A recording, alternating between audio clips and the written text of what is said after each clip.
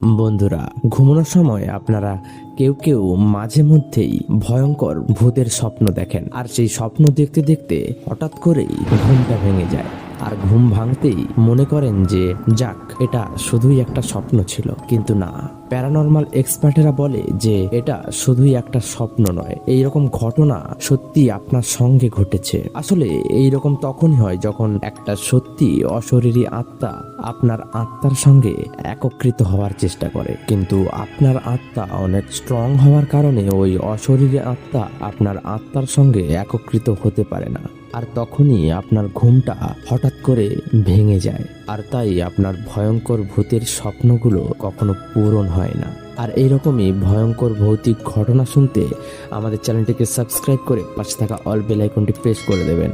আর হ্যাঁ, যাওয়ার আগে কমেন্ট করে জানাতে ভুলবে না যে কার কার সঙ্গে এই রকম ঘটনা ঘটেছে।